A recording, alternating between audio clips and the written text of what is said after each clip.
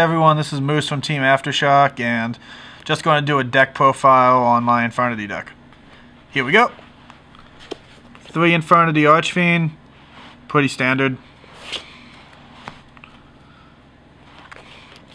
3 Necromancer, also fairly standard. 1 Infernity Avenger, more than one kind of gets cloggy in the hand, not really useful, so only 1. 2 Infernity Guardian, that's a pretty personal choice of mine. It's really good for stalling, really good card. Not too many, but yeah, definitely good at 2. 1 Stygian Street Patrol. I did try running 2, but it actually wasn't as good as I thought it would be. The only effect it actually really is useful for is in the grave. It's also sometimes good for rank 4s, but that's about it. 2 Armageddonite.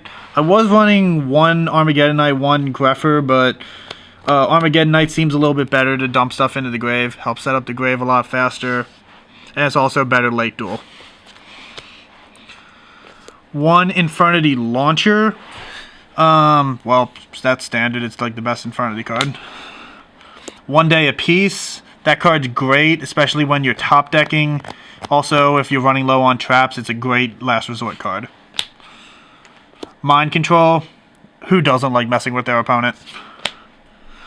1 Book of Moon. It's a personal tech choice, probably my least favorite card in the deck, but it's pretty good against like Dragosax and Big Eyes, so. 2 Forbidden Lance. I guess it kind of speaks for itself. Good at saving my Archfiends. 2 MST. I side in the 3rd, so. 1 Reborn, staple.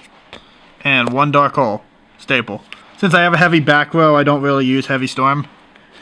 3 Barrier. That's pretty standard. 1 Infernity Break.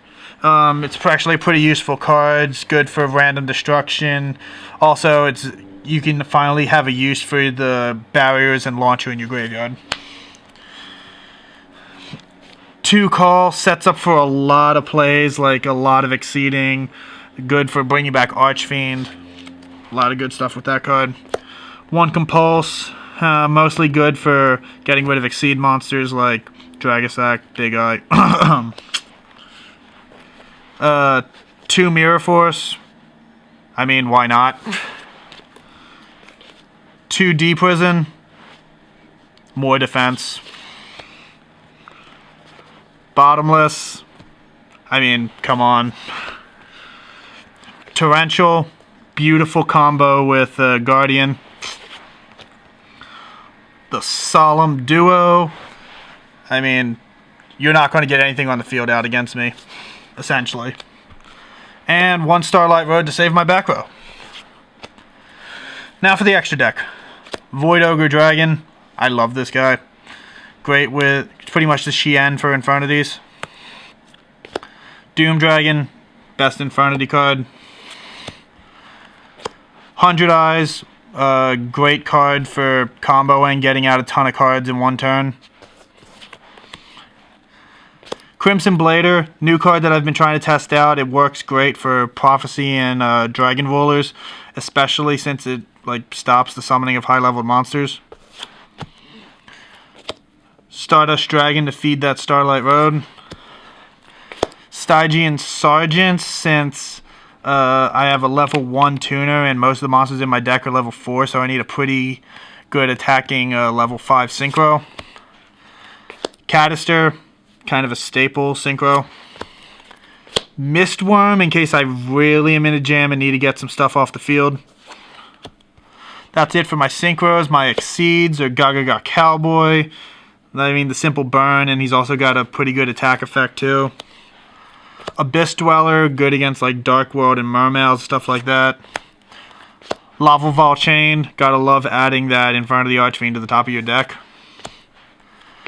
Maystroke, if I'm really in a bind, I'll use him. Helps, you know, like stay on the field a turn or so I can at least have something to fall back on. Black Ship of Corn. Honestly, it's a great card. Send stuff to the grave, doesn't destroy. Gets rid of that Zen mains. Also, sometimes if you take control of my Infernity Guardian, helps get rid of that thing. Zen mains, just another pretty much same reason as Maestroke.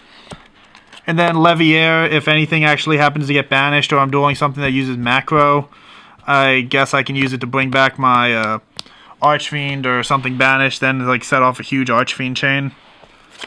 And that's pretty much it. And subscribe, and thanks for watching.